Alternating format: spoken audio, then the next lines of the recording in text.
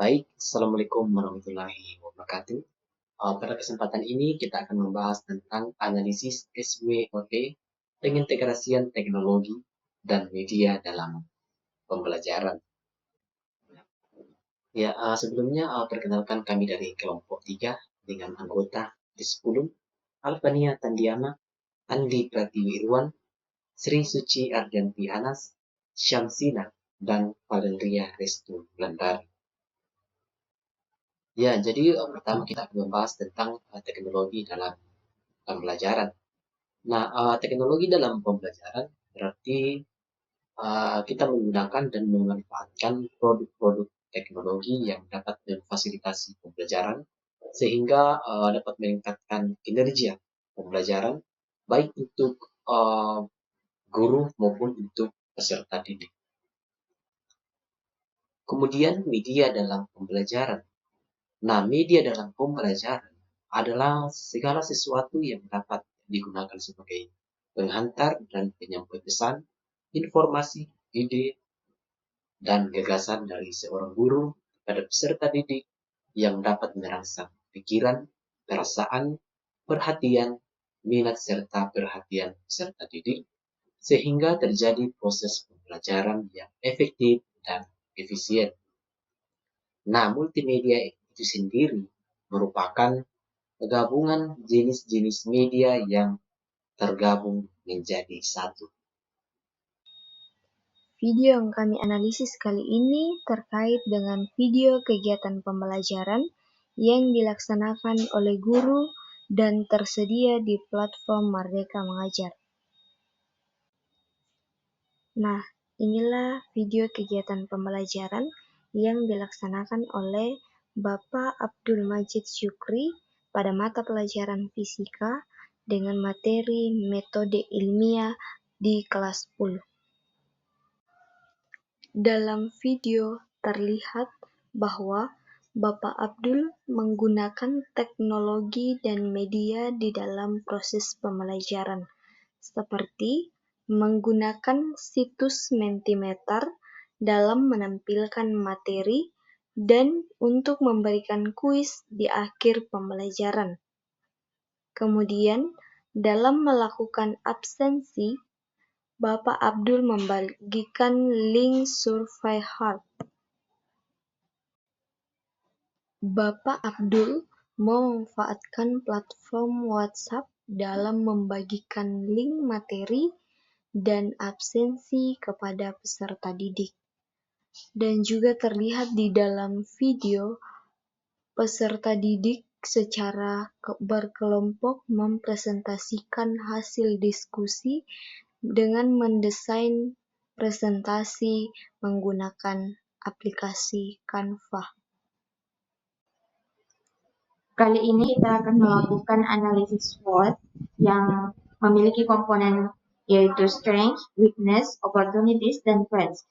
Di mana strength itu adalah kekuatan atau keunggulan teknologi dan multimedia yang digunakan.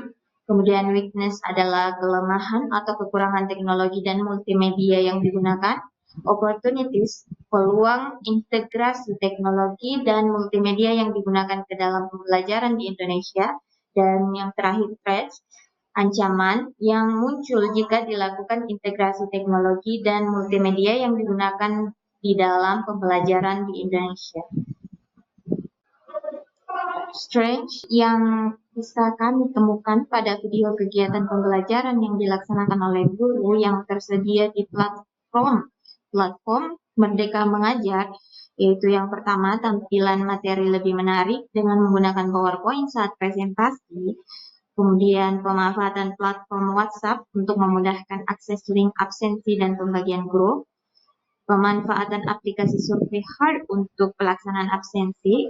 Kemudian penggunaan situs Mentimeter untuk membagi materi presentasi dan pengadaan kuis akhir pembelajaran.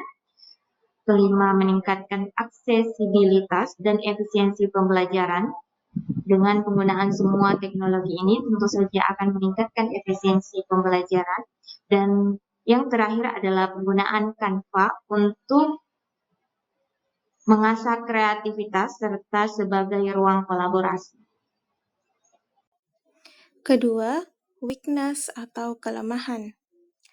Kelemahan penggunaan teknologi dalam pembelajaran abad 21 yaitu yang pertama, ketergantungan pada teknologi. Jika pembelajaran terlalu bergantung pada teknologi, maka ketika terjadi gangguan seperti jaringan internet atau perangkat yang rusak, maka proses belajar bisa saja terhambat.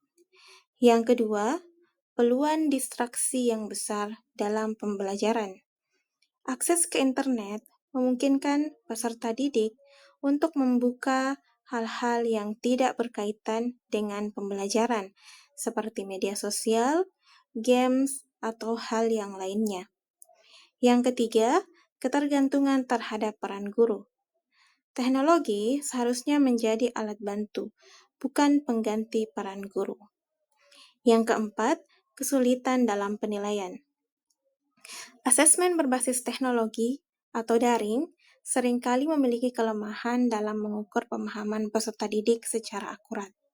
Selain itu, resiko kecurangan lebih tinggi. Misalnya, peserta didik bisa saja menyalin jawaban dari internet atau menggunakan kecerdasan buatan AI tanpa benar-benar memahami materi. Selanjutnya adalah opportunities atau peluang. Yang pertama adalah pembelajaran mandiri yang lebih baik, di mana pembelajaran mandiri yang didukung oleh teknologi dapat meningkatkan motivasi peserta didik. Dengan adanya fitur evaluasi interaktif dan gamifikasi dalam media pembelajaran, peserta didik cenderung lebih termotivasi untuk menyelesaikan setiap tahap pembelajaran. Selain itu, mereka dapat merencanakan dan menilai sendiri hasil belajar mereka, yang tentunya akan menumbuhkan rasa tanggung jawab atas proses belajar mereka. Yang kedua adalah pengembangan skill teknologi informasi dan komunikasi. Akses yang lebih baik terhadap perangkat teknologi dan internet, baik itu di sekolah maupun di rumah, akan memungkinkan peserta didik belajar dan berlatih menggunakan teknologi informasi dan komunikasi secara terus-menerus. Tentunya, jika digunakan secara terus-menerus, maka peserta didik akan berlatih di mana kira-kira kesalahan mereka dan apa kira-kira hal-hal yang perlu ditingkatkan. Kemudian yang ketiga adalah evaluasi berbasis digital. Selain peserta didik yang dapat mengakses penggunaan teknologi, guru juga dapat melakukan evaluasi dengan sistem digital. Evaluasi berbasis digital juga memungkinkan umpan balik secara langsung dari peserta didik. Peluang yang terakhir adalah eksplorasi berbagai platform digital. Nah, dengan terus mengembangkan kemampuan peserta didik maupun guru terhadap penggunaan teknologi, maka akan semakin memungkinkan mereka mengakses berbagai platform digital yang sekiranya mereka butuhkan dalam pembelajaran mereka.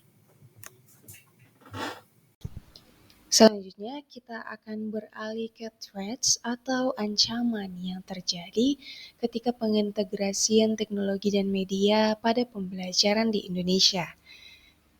Dalam kesempatan kali ini, saya akan membahas 3 ancaman tersebut. Yang pertama adalah berkurangnya keterampilan sosial peserta didik. Penerapan teknologi dalam pembelajaran, terutama melalui metode daring atau penggunaan perangkat digital secara intensif, dapat mengurangi interaksi sosial antar peserta didik.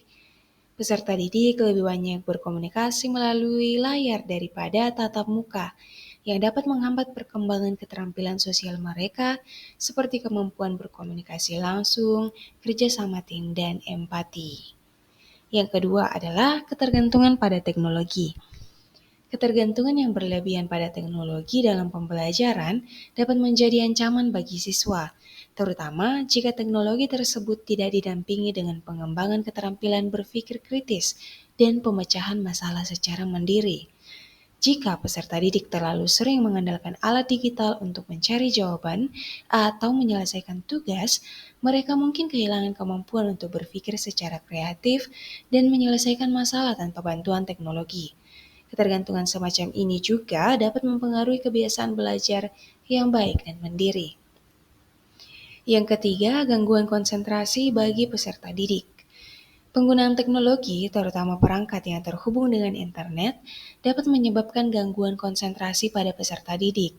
Siswa mungkin lebih mudah tergoda oleh aplikasi atau platform non-pendidikan seperti media sosial, permainan, atau video yang dapat mengalihkan perhatian mereka dari materi pembelajaran. Ketika teknologi tidak digunakan dengan bijak, ini dapat menurunkan fokus dan mengganggu proses belajar yang efektif.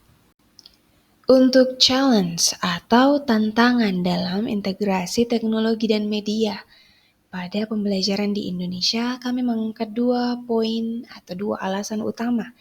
Yang pertama adalah masalah aksesibilitas. Salah satu tantangan terbesar dalam penerapan teknologi di Indonesia adalah masalah aksesibilitas. Tidak semua siswa memiliki akses yang sama terhadap perangkat yang memadai atau koneksi internet yang stabil. Hal ini menciptakan kesenjangan dalam pengalaman belajar siswa, terutama di daerah terpencil atau kurang berkembang.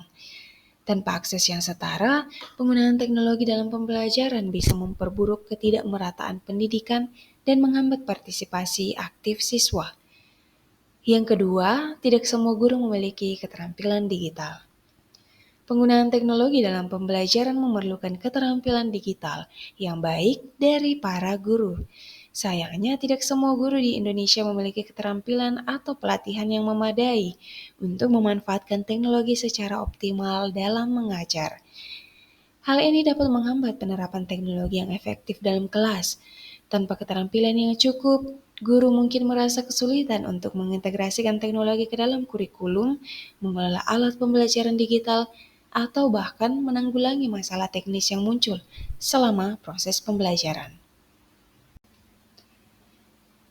Jadi itulah presentasi dan penjelasan dari kami kelompok 3 mengenai analisis SWOT dan pengintegrasian teknologi dan media ke dalam pembelajaran di Indonesia. Untuk perhatian teman-teman, diucapkan terima kasih. Sampai jumpa di lain waktu.